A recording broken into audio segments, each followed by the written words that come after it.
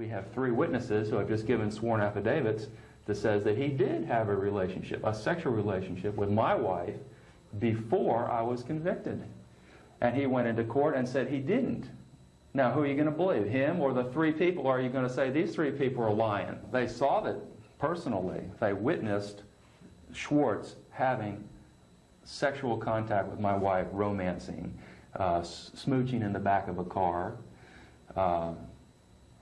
My sister and William Lane saw it approximately the same day, and then David Rogers saw it on a separate day. I suppose Schwartz was thinking in terms of, well, this is 20 years ago, nobody's going to want to get involved in this anyway, and I'll just lie and get out of it.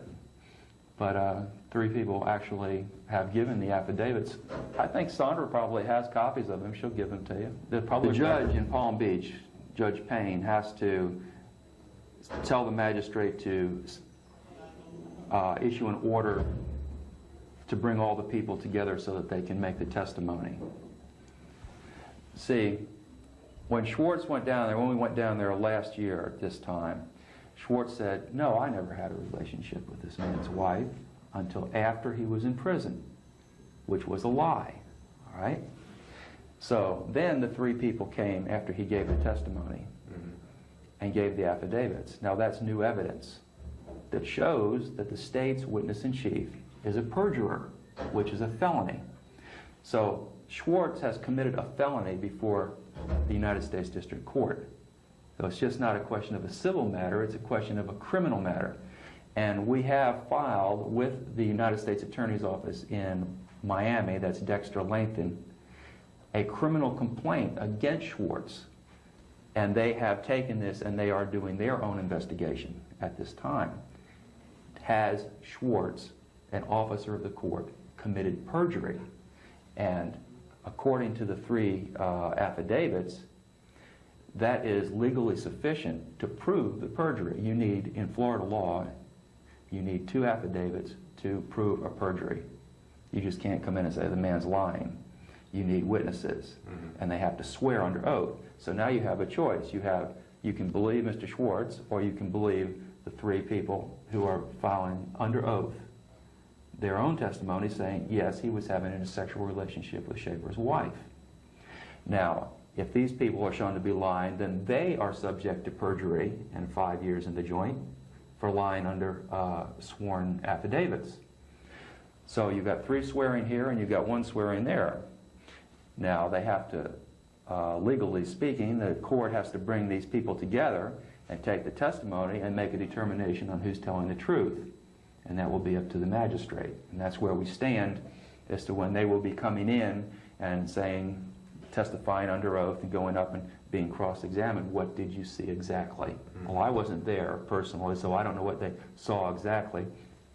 But they did see that he was having a sexual relationship with my wife before the trial started. Was the girlfriend of the trial judge, her name is Pat Quinna, and now it's Pat Quinna Trowbridge because she married him, came to me in the jail approximately August or September of 1973 and told me that my wife and my lawyer were having an affair and that I was going to be convicted and sent to prison. And I said, no, listen, I can prove, because I have this document that shows that the state's witness-in-chief is lying. Those people were never in my car. They never copied down my license number, because here is the proof. When you check a license tag, you know, and they put it in the computer, it comes back to the certain address.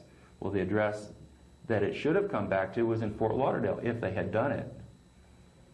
But they never did that. See, they just said, yes, we did it, and we tracked it to this man's home in Stewart. But my car wasn't registered there. You drive up to my home, and I copy your license number down. And then I go to the police, and I say, I copied this man's tag number down. Here's the tag number. And they run the tag through their computer. It's going to go to a certain address, right?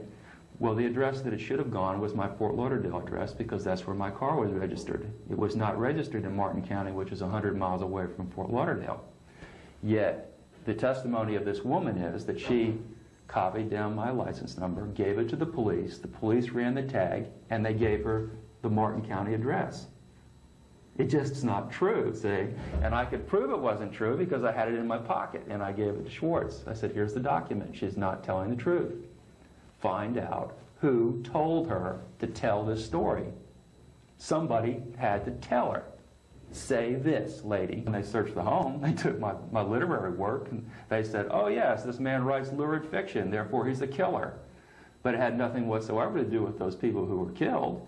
Nothing that belonged to the women who I am convicted of killing was found at any search. That is the myth, okay? Yes, we went to Schaefer's home. Yes, we conducted a search. Yes, we found this evidence that links him to this one and that one and the one he's convicted for. But when you get down to the facts, that's a lie. There is nothing there. I am not linked to those people in any way except by the testimony of that woman that says, I copied down the license number, we checked it, and it went right to his home in Stewart. That's the link. That's why it's so important. And when I gave the document to Schwartz, and they changed it by trial time, it was showing that my car was registered to Stewart, where it never had been registered before. See, that's the connection. There's a lot of myth that goes on where they will tell you, like, yes, he's been in court 17 times. Yes, I filed 17 times, and they just throw it out, see? And that leads you to believe that I've had judicial review under proper conditions where an inquiry has been made, but that has never been done until this time. That's why I was allowed into federal court. The judge looked at it, he says, nobody has ever examined this stuff. What are you telling me? He's filed 17 times? Sure, yeah, sure he has. How come nobody ever looked at it? He keeps saying the same thing over and over. They framed me. That's what I'm saying. And it was through the miscegenations of my trial attorney who asked my wife to marry him right after I was convicted. Are you going to believe that there was nothing going on? That I was convicted and the same day I was convicted, hey, let's get married, Mrs. Schaefer. There was no romance? Come on, man, you know, give me a break, right? And then didn't tell me, oh, and she agreed to marry him. The trial attorney asked the wife of the defendant to marry him within 24 hours of the conviction, and she agrees to it, and there's no romance prior to the trial? You know, that's not even rational. You know, nobody does that. And then didn't even tell me about it for how long was it? Almost, I guess, 8 weeks. Never told me, I asked your wife to marry me, and she agreed to marry me, and the relationship here has changed. You know, I wasn't told for 2 months that this even was going on after I was convicted, much less before I was convicted. The only person who told me about it before I was convicted was and they were runaways. Everything was proper and done according to the book, except I wanted to give them a scare. They laughed. They thought it was a joke. Well, because of the Son of Sam law, I'm not allowed to discuss that with the media. Eventually, I made a legal arrest, and I abused the prisoners. They were not raped or sexually assaulted or anything like that. I told them that they were leaving themselves open to be murdered, abused, and all that, running away with no money, no visible means of support. What are you going to do? How are you going to make a living? And they just laughed. You know, you're going to sell drugs, you're going to sell pussy, what are you going to do? You got to put food in your mouth. And I said, well, they ha, ha, ha, ha, you know, we'll just get along. I said, yeah, you'll get along, you'll wind up in a ditch, you know, in my jurisdiction, and then I'll have to pick up the pieces. And I'll just show you how easy it would be, you know. Here you are under arrest. I know a guy who'll buy a young girl. Hell, I know 5 or 6 of them that would buy a young girl and make her into a whore. I mean, this is nothing new. Oh, yeah, ha, ha, ha, ha. You think it's so funny? Well, we'll just tie you over here to this tree, and we'll tie you over to this tree, and I'll leave, and I'll bring somebody back and sell you. Well, I didn't. I tied them to the tree, but I didn't go and get anybody and sell them. I just wanted to give them a scare. And, of course, that was wrong. I shouldn't have done that. I was trying to impress on them the dangerousness of their situation, running around. They were nice kids, you know. I didn't want to see them end up in a ditch. And I was wrong, and I paid the price. And I pleaded guilty. I felt guilty. I gave them each a written apology. What else can I do, you know? If I did something to you and I hurt you and caused you pain, then I have to say, if I'm wrong, I'm sorry I did it. And I am sorry, and I was sorry, and I apologized. I pled guilty, and that was the end of it. I fought. It's never the end of it. While you were working in which job? I was a deputy with Martin County when that happened. But see, they tried to distort that. They tried to say, well, that wasn't a legal arrest. And it was a legal arrest. In fact, they sued. Do you want to wait? Okay. They sued the county for the, I haven't seen a copy of the suit, but they did win a judgment against the county for what I did, which was abuse them while they were in my custody, legally in my custody. Not I picked them up and drove them to a remote area and tried to rape them or anything like that often gets distorted, you know. No, because I had a responsibility to make sure that they were safe and taken to the jail and processed properly and returned to their parents. And when I made the arrest, it was my responsibility to make sure from point A to point B to the jail and nothing in between. And I fucked it up. I blew it. You know, it happens, right? And because of that, I've suffered enormously. I lost my career, went to jail, got a felony on my record, but there was no evil intent. The intent was to impress on them that they could end up dead, which was true. You know, they suffered no physical harm. It was an emotional intimidation type of a thing. And it gave them a good scare, no doubt about that. But it was valid. Wrong. I'm not saying what I did was right, but they were valid. I bet you they don't hitchhike anymore. Well, of course, the sheriff, when I called my superior and I said I have the two prisoners and they've run away, right?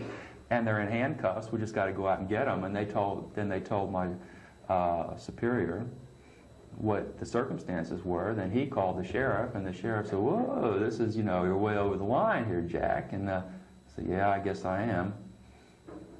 And that's when I was charged with aggravated assault, which is assault without intent to kill or inflict serious bodily harm.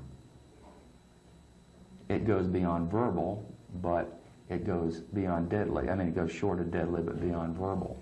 Well, I started out working as an investigator with Wackenhut Corporation, doing industrial investigations into thefts and things like that. And then I went and got my degree in criminal justice and joined the municipal police department at Wilton Manors. And with small police departments, you don't get promoted very fast. You know, it's kind of a small town type of thing, and you stay a sergeant for 20 years. And in order to move up, you have to get with a larger department. So I moved up to Martin County. Well, it was interesting. I was a probationary patrolman, okay? And because I had been in the academy and had a degree in criminal justice, and I had the dean's list, I was honored student, I got a letter from the Fort Lauderdale Police Department asking me to come for an interview.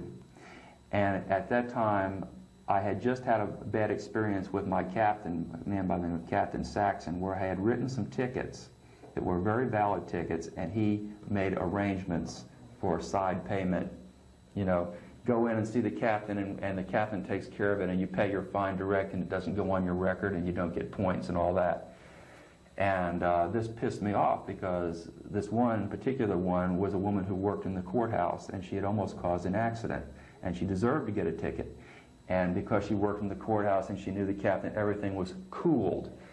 And shortly after that, I got a letter from Fort Lauderdale Police Department asking me to come for an interview. Better pay, better advancement. You know, what they're doing is stealing from the small departments. And I went and I saw Captain Sherlock. And Sherlock says, "Well, you work over with Bernard Scott." He says, "I know Bernie, and why do you want to leave there?" I said, "Well, I didn't want to leave there until just recently. I got your letter, and this is what happened with Captain Saxon." And I told him, I said, "I feel this is wrong. I don't want to be involved with a department that goes in for this sort of thing, even though we all know they do it. I'd rather not be involved in this. And he called Scott on the phone, told me what I told him. And because I was a probationary patrolman, Scott said, well, you're not working out here. We'll just get rid of you now. You don't want to play games with the big boys. You know, you don't have a proper understanding of police work and all that. So it wasn't anything that I did overtly. It was just trying to get around becoming involved in small town corruption. And it's the kind of thing that goes on in Georgia a lot, I imagine, with the speed traps and all that, where you go through a little town and they give you a ticket and you go in and you see the chief and you pay in cash and you're on your way. That happens in Georgia, I understand, a lot. Florida, too. Martin County was a situation where my wife's brother was with the Highway Patrol, and the sheriff of Martin County, a man by the name of Baker, had been removed from office by the governor. Well, they had an opening up there because they fired about half the deputies for corruption, along with the sheriff and all his gang, right? And the governor appointed a new man by the name of Crowder as the sheriff, and he had a desperate need for people. And Henry Dean said, well, my brother-in-law just left Wilton Manors, you know, he didn't want to get involved in this corruption. Why don't you go up and hire on with Martin County? So my wife got a transfer her job with Florida Power and Light, and I went up and got the job. Psychological, that I'm perfectly healthy, mentally healthy, and normal in every way. There's nothing wrong with me except my environment. You know, living in a prison environment causes a lot of stress. But I've done Minnesota multiphasic personality inventory and all the ones they give you. And the most recent one was in 1990, and I'm mentally, emotionally healthy and psychologically healthy. I have a Psych 1, which is the best you can have. No problems whatsoever. And haven't had any since I've been in. But Sandra can give you a copy of the report by Francis Miller. Chamblee is where I lived in Nashville, but I lived in Nashville, but we moved to Georgia. You lived in Sexton Woods, which is off of Peachtree, I guess, the big street. And I went to Sexton Woods Elementary School, and then I went to Our Lady of the Assumption, and then I went to Marist for the beginning of my first year of high school, but then we moved to Florida. But you know, I grew up in the Catholic school in Assumption, and played league ball with the Catholic League in Atlanta in 1958, 59, and 60, and would have gone to Marist Military School with all the other guys from Assumption. They either went to Pius X or Marist. That's all you went to. And then we moved down here, and I went to the Catholic school. Did all the normal things, mostly sports. You know, Catholics are very big on sports. You know, basketball and football, especially in the Catholic League. I don't know what it's like now in Atlanta, but back then it was you had the private school circuit, where all the different private schools had their own league, and we played Westminster and all the different, you know, private Catholic schools and private Christian schools. Well, that was my thing. I was a golfer. I played at Chastain Park, and I was at Chastain Park when I wasn't doing anything else. I was at Chastain Park hitting the golf balls and hunting and fishing at the Murphy Candler. They made that into a park, but before it was a park, that's when I lived there, and they had the lake. And you could go up there and shoot the 22s and fish for brim and bass in the Murphy Candler Park Lake. And I'd sneak on Peachtree Country Club and fish in their lakes, you know. Stuff kids do. But in Atlanta, it's like when you're going into puberty and you start discovering about sports and you get into this male bonding thing, and we're on the basketball team. I was a starter, and I was on the football team. I was an end. And golf was coming up for high school, and I had to get out there and get ready to be on the golf team. No, and Atlanta had a good golf program. Junior golf has always been big in Atlanta. My father worked for Kimberly-Clark Corporation, paper manufacturer. He was a salesman for them, and everything was fine. Well, Sexton Woods is not like a low-class area, you know. My dad was a good salesman, one of their best. I'm the eldest brother, and I have a younger brother. Family of 3, mom and dad and the dogs. Trying to get to know the family. Went to work, a 9 to 5er, working for Kimberly-Clark in downtown Atlanta, and occasionally being on the road, you know, as sales meetings and that. And, you know, going to Catholic school and coming home and doing your homework and doing sports, going up to the lake. What's the big lake up? No, I didn't have an abused childhood or anything like that. I had a regularly good childhood. I didn't even know what marijuana was until I got into university. My parents were very strict, straight-up Catholics. I mean, Catholic school, Mass every morning, Mass on the weekends. You go to Sunday church, you don't do anything before you go to church. You know, straight-up Catholics. They were Catholics before they got married as Catholics, and they're raised as Catholics. And you know, Catholics see everything sort of like black and white. The sin is over here, and the correctness is over here, and there's no gray area in between. That's how Catholics are. And of course, growing up that way, and being in the Catholic elementary school and the Catholic high school, I had a very, very black and white view of the world, what's right and what's wrong. And I didn't learn to equivocate until I got to the university, the gray areas. But that's how I was raised. I was raised very strictly in the Catholic Church. In fact, when I came down here, I almost went to the St. John Vianney Seminary and became a priest. I was that close to becoming a priest. Yeah, I had some problems with the Catholic Church's structure. It's too dogmatic, and they don't invite you to question the dogma. And I'm a questioning, sensitive person. I'm a creative person, and I have a good imagination and a good mind, and I want to be able to go to the priest and say, what's the story on this? You know, virgin birth, right? How do you explain this? What's the story? Give me some books to read about this. And they don't want to hear it. They, whoa, you know. Okay. And that's how come I didn't go. I had a golf scholarship. 12 and 13 and 14, that age right in there, 11 to 14. The first kiss was at a high school dance in Fort Lauderdale. I remember it very well, out underneath the ficus tree. I can even tell you what she was wearing. It was lovely. She was one of the girls at the Catholic school. But as far as, you know, having sex, you know, there was none of this sexual stuff like that goes on in the schools today.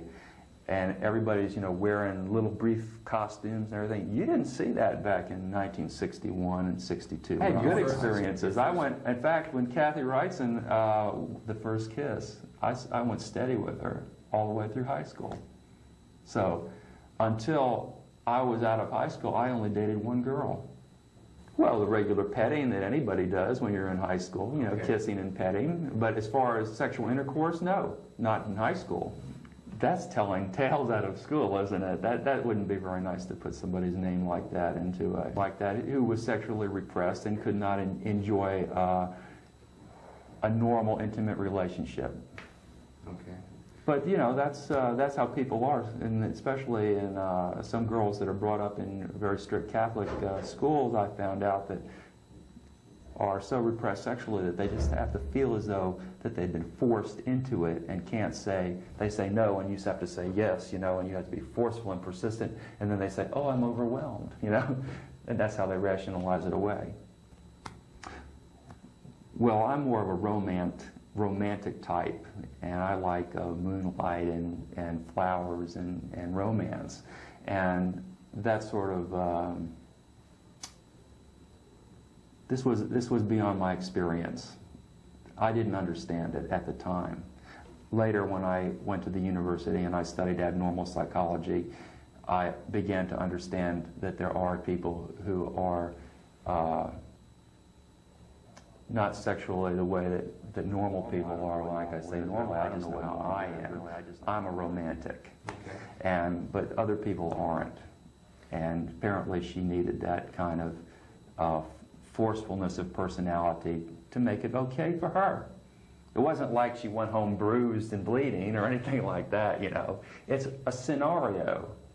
A role-playing, I guess, is what you call it. And probably what they do with sexual surrogates today, officially, if you've got some problem, and they meet you up with somebody and you role-play it out. Apparently this is a big business out there. I don't know what they do out there now. I've been in 20 years. Oh, Lee, is she thinking of undressing in front of the window? Well, she was another girl. She went to Stranahan, and I went to St. Thomas, and Stranahan is a secular high school. And she was more liberated, you know, and she got off on doing her little striptease in front of her window at night for myself and Pete Maddock and Topper Keefe and the boys of the neighborhood, right? And she was entertaining. And I always felt that was kind of slutty, you know. So that's not the way that good Catholic girls behave. That she wasn't a Catholic girl. She was brought up in a different system, and she was trying to attract male attention. Her name was Lee Hainline. Well, naturally, I get turned on just like everybody else, because mostly it was a group thing. All the guys are over, were playing cards or watching TV or whatever, you know. And Lee, we'd say, oh, it's getting about 10 o'clock. Lee'd be up in the window, you know. We'd go out on the yard and watch. You know, I'm not judgmental. I went over to Lee's house and made a move on her. Yeah, well, obviously she was up there dancing around looking for some attention. I think I gave her attention. I went up and she invited me right up to the bedroom. I had a good time with Lee. I was in college when I was with Sunderland. She was in high school, but I was in college. I met her at a high school dance. And I was at the dance with a girl by the name of Dee Cunningham. And I looked over there and I saw Sandra, and she was sitting there. And she looked awfully familiar. And I went up to her and I said, don't I know you from somewhere? The great opening line, right? But I just had to do it. I was compelled. I just knew her from somewhere, it seemed like. And she said, no, I don't think so, you know. Well, eventually I found out what her name was. I asked somebody what her name was, that it was Sandy Stewart. And I went home, and I looked in the phone book, and I went down the Stewarts, and I went through every S-T-U-A-R-T trying to find it, and every S-T-E-W-A-R-T trying to find it. And finally I tracked her down. I think I asked one of the guys who went to Stranahan, you know. But I called her up, and I got a date, man. You know, I'm not bashful. If I like them, I call them up and say, let's go out. And that's what I did with her. And we hit it off very well, and we went steady for about a year. A lovely relationship. That's right, around the end of '65, maybe September or so, because she was going off to New College, and I was staying at the college where I went here in Florida. New College is on the other side of the state. So we broke it off. No, she was going away to school, and you can't go steady when somebody's in Tampa and you're in Fort Lauderdale. It was very amicable. It's that we had a great time together, and it's time to move on. You know, complicate things by trying to remain steadies, but there was no animosity or anything like that. I was hurt naturally, you know, because I take a much deeper interest in my relationships. Sandy's she's flighty and superficial in her relationships, and she moves around, bounces around from one to another, whereas I'm a one-man, one-woman type of person, because that's the way that I was raised and trained in the Catholic Church. I always blame it on the Catholic Church, just like Frank Zappa and every other Catholic guy that gets hooked into this one-man relationship. He said, yeah, I've got to blame it on the nuns and the priests, because that's what they taught us. And I was just not taught to be promiscuous. If you had a relationship that was emotional and sexual with somebody, it was a commitment, and you made a commitment to them, and you were their friend and their lover, and promiscuous. If you had a relationship that was emotional and sexual with somebody, it was a commitment, and you made a commitment to them, and you were their friend and their lover, and you didn't stray, you know. Here's what happened. They accused me of killing 34 people in the newspaper, all right? Imagine yourself waking up some morning and seeing your picture on the front page with being accused of 34 murders. It is absolutely devastating. And you're thinking to yourself, is it possible that I could have done this and that I don't know? Because I don't have any recollection of killing 34 people. That's what you're going to say if you didn't do it, right? And people are saying, yes, you did. We can prove it. Rah, rah, rah, rah. You say, well, I must be crazy because I don't even remember any of that. So that's why Baker acted you know, that put me up to Chattahoochee to find out if that there was something wrong with my brain, like a lesion or something that caused me to kill people and have a blackout and not remember it, right? This was the whole purpose of going up there. Well, I walked in the door, and I went to see the intake doctor, whoever it was, and he says, oh, you're the guy who killed the 34 women. How do you feel about that? I thought, wow, you know, this isn't a situation where I'm going up to find out. This is a situation where it's going to be an interrogation, and they're going to, whatever I say is, this is not going to be for medical purposes at all. This is like talking to the state attorney's office. The worst thing he could have possibly done was say that, because then I said to myself, well, they want stories? I'll give them stories. Oh, gave them lots of stories. Nothing had to do with any murders. Told them everything I could think of and went and talked to the bugs on the wing and tried to find some more stories to tell them. I told them all kinds of stories. But nothing that implicated me in any crimes. I certainly not implicated myself in any murders. But I had the presence of mind to understand what they were up to. And then, the same day, they threw me in solitary confinement, unbelievable filth on the floor, and I was held for 2 weeks in the most incredible dungeon that you had ever imagined, with lunatics, drooling fucking lunatics. Well, I realized later that this was in order to break me down, to destroy me, you know, mentally, to bring me to my knees, and to make me malleable, that I would say and do whatever they wanted me to do. Having been through the system one time, you realize the tricks of their trade that they use to break people. And that's what they were doing to me. They weren't interested in whether I had blackouts. They wanted me to make an inculpatory statement. And I didn't have anything to say. I didn't kill anybody. Especially, and I said, well, who are these 34 people? I said, well, we don't have to give you the names. I said, well, yeah, ooh, I think if you're going to accuse me of killing 34 people, I'd like to have some names and some dates and some MOs and things like that. It took me until 1981 to get the names of the people who they thought that I killed. And when I got those names, he finally reduced it, Robert Stone and Lem Brumley. Lem Brumley, who was later arrested as a racketeer for the narcotics, okay, and pled guilty. Stone eventually was confronted by a reporter by the name of Laura, supposedly dead. So she went to Stone, and he reduced it from 34 to 9, okay, and gave her the names. And I went and took those names and those jurisdictions, and I wrote to the police departments or the sheriff's departments in those jurisdictions, and I said, I understand I am the suspect in this crime, and I want to take polygraph, I want to be interviewed, I want the whole 9 yards, I want an attorney, blah, blah, blah. And I went through all 9 of them and ended up getting letters from every one saying that I have cooperated, and that they have given me whatever tests they wanted to give me, and that I am no longer a suspect. And Sandra's got that stuff.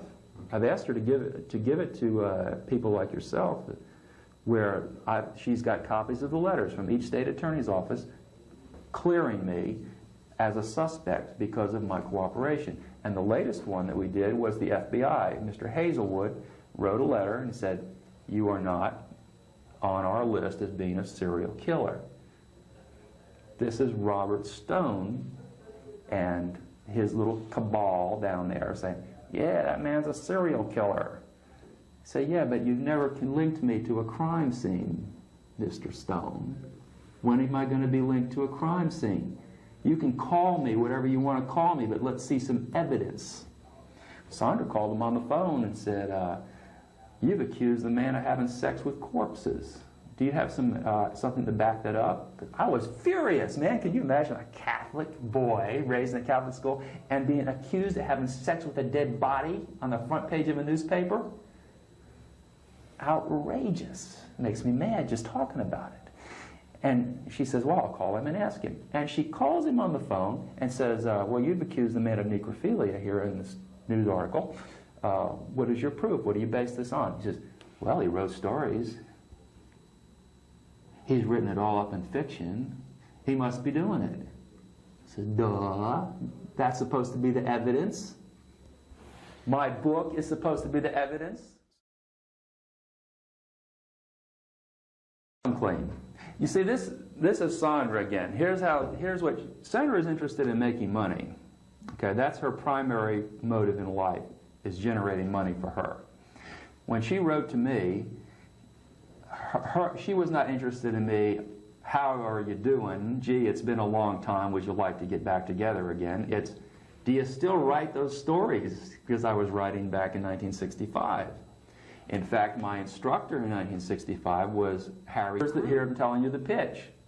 So when I find out that Sandra wants to make money, I say, yeah, I write it. And boy, do I ever, you know, and Killer Fiction shows that I'm a writer.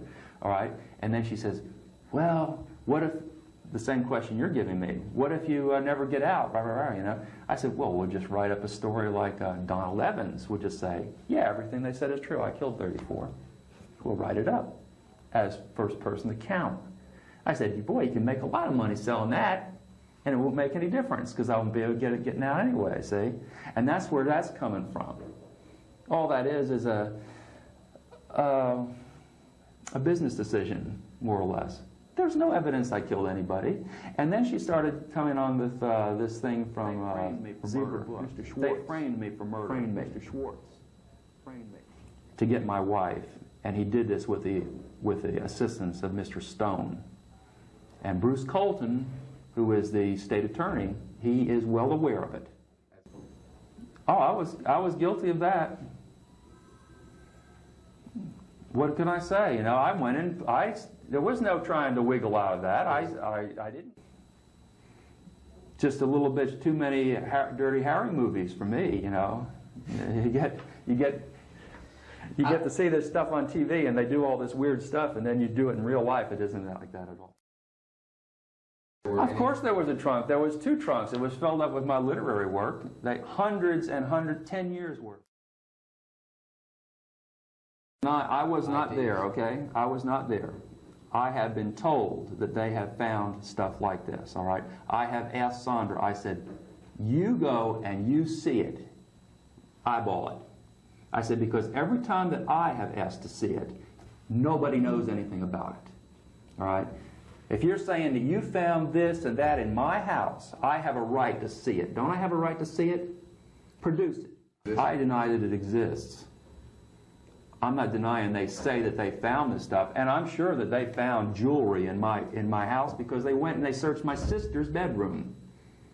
And they took the jewelry out of my sister's bedroom, not out of my bedroom, and not out of my trunk. Out of my sister's jewelry box, out of my sister's drawers.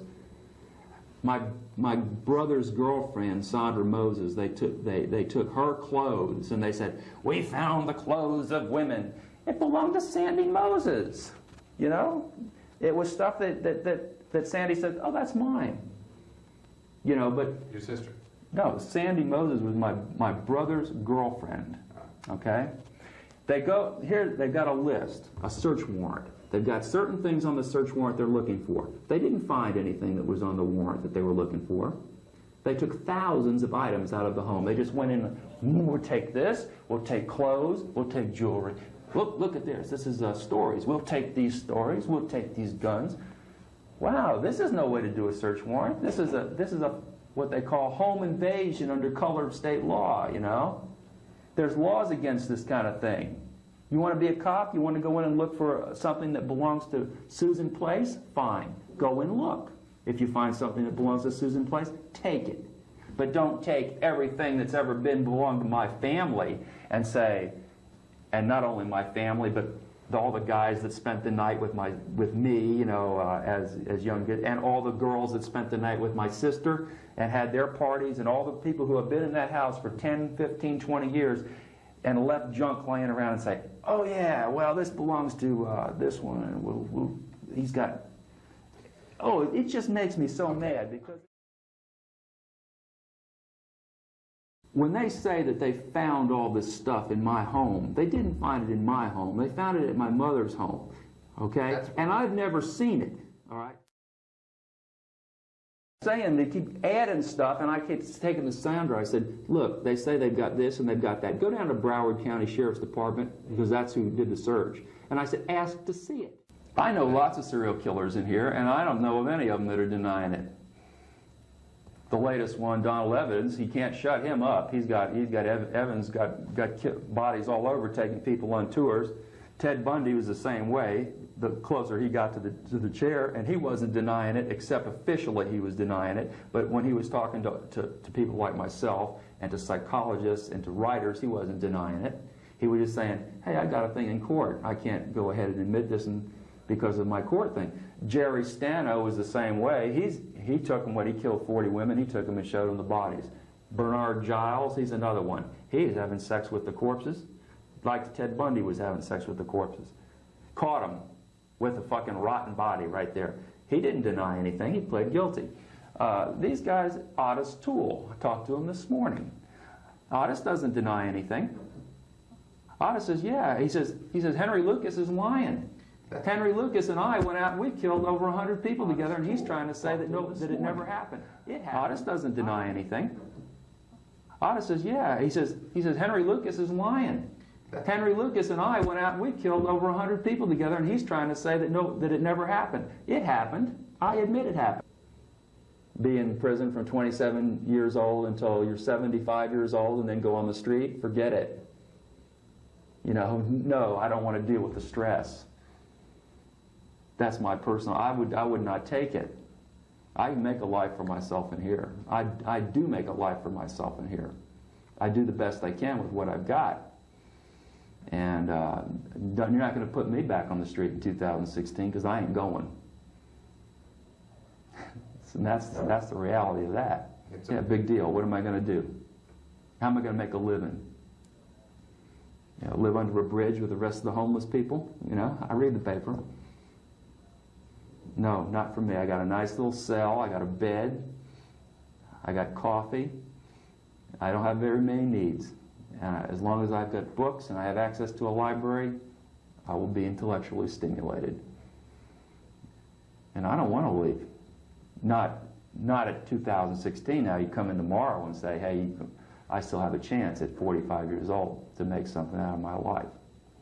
And I have told those cops and the state attorneys and everybody else, I said, connect me to any crime, any murder, anywhere, and convince me that I'm involved in it, and I'll plead guilty. Just like I pled guilty when I was guilty, I pled guilty. I said, but don't make this shit up and come in here and say, yeah, you're a serial killer, yeah, we suspect this, and yeah, we've got that. And I say, oh, you got that? Show me. And they don't have it. The diary, the great death diary that they said they had. I've sent all kinds of people looking for the diary. It does not exist. It's a figment of Robert Stone's imagination. Okay? So, and I'll make that statement right to your camera. Any of you cops out there think that I am involved in any crime in your jurisdiction, come to me. I will take a polygraph. I will take the test. You can take my fingerprints, whatever you want to do. I'll cooperate. But have something. Don't say, you're a serial killer. You know, anybody can say that. Back it up. And they haven't done that, not even with the ones that they convicted me of. They got false evidence. They've got all kinds of evidence they collected at that crime scene that shows somebody else did it. I'm not super intelligent. I'm just a regular. If you look on my, what are those tests they give you that shows your intelligence squad? IQ test, right? I just have a regular IQ test. I'm not one of these super Mensa types like Bundy was, and several of these guys that are like the Mensa killer, you know, they've heard of him. But I'm just a regular guy. They can't prove it because I didn't do it, is why. They've got evidence. It doesn't have anything to do with me. It's like the great purse, my bullet pouch, okay? Full of bullets. Henry Dean, Elton Schwartz's current brother-in-law, goes to my home, steals it, takes it to the police department. His buddy, David Yurchuk, his former partner, and says, listen, Yurchuk, this is probably evidence in one of your cases. okay?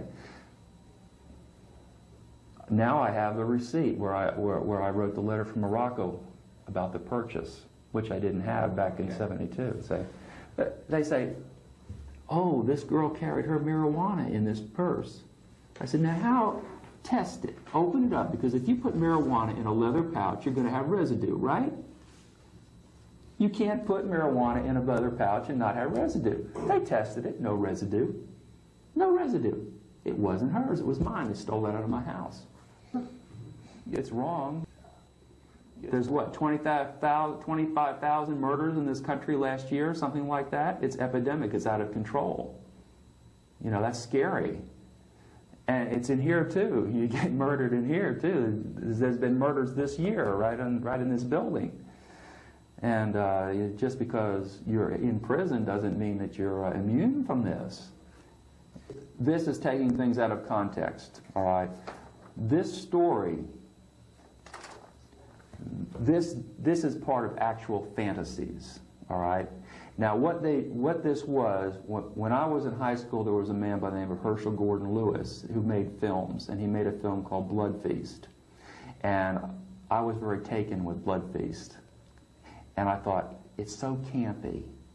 It's so immature. Imagine what we could do here if we had a real scary person, not Fuad Ramses, who is, you know, going to run around and pretend he wasn't believable. This was written during the 60s when I was putting together this character.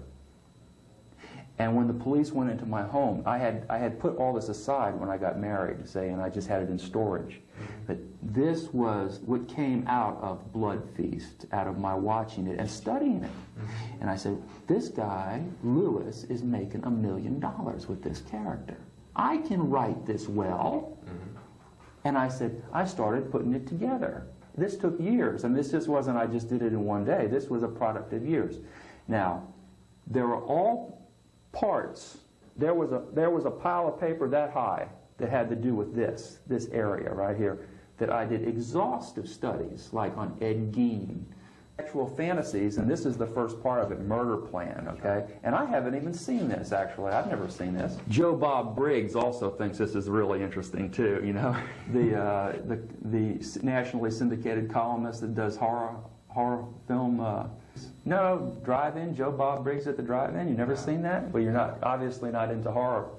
But what I'm telling you is that when you go and take a man's rough drafts, when you do a work, and this was to be a work, the ghoul, the person, all right, is a commodity. He is a scary character. And when you read this, you get scared. By the time you get to the end, you say, wow, is this a real guy? What, this guy could be around, you know, like that. Because this is what's really scary. King Kong isn't scary. Fuad Ramses isn't scary. This is scary. Okay? Now, they went and they took these rough drafts and they stole it. Okay? What they got is they took, oh, this looks good. This looks like it might be inculpatory to make him look like a serial killer. So we'll keep this one over here and we'll throw this part away. So by the time the police got done with it, you got a piece over here, Murder Plan, which is nothing more than a little scenario. This is just a sketch to build something on. And I'm going to read this, and by the time I get it read and you get it cut, it'll be turning into a confession type of thing, is what it gets turned into. Reading his work in a setting where people understand that this is a reading, like a poetry reading or something. That's one thing, but so many people have said, we think you're a killer because of that graphic stuff that you write. People have said this to me. They said, how can you write this kind of stuff and not be a killer? I said, well, you do it by research. You do it by concentration. You do it by creativity. I said, you do it the same way that everybody else who writes graphic murder stuff does it. You work at it. This isn't just something that happens. This is something that you pay money to go to the university to learn how to do it correctly. I mean, I graduated from Florida Atlantic University, and I took creative writing, and I specialized in short stories. I did not specialize in doing novels or journalism. I specialized in short stories, and these are short stories. I've had so many bad experiences with media and police and everybody, you know, tricking me and saying do this and do that. I've had so many bad experiences with media and police and everybody, you know, tricking me and saying do this and do that, and you say it and it comes back in a negative way. And I hope that by writing killer fiction that it is entertaining. Obviously it's entertaining, a lot of people buy it. But I dislike it when people say, you created this work, therefore you're a killer, or this proves that what the state is alleging, that you're a serial killer because you are capable of writing that. And that upsets me a great deal when people say that. I think any judge or jury in their right mind. The state of Florida has submitted this part right here as proof to the federal judge that I committed those murders. It's in their answer to my habeas corpus. They have put this piece in there and say, look, Judge, this proves he killed him. It has nothing to do with that crime whatsoever. But you see, that is their pitch, because they have nothing else. They have no proof that I did anything. They have this. Okay. Now, you want me to read it? I'll read it. And I'll just have to trust you to do the right thing.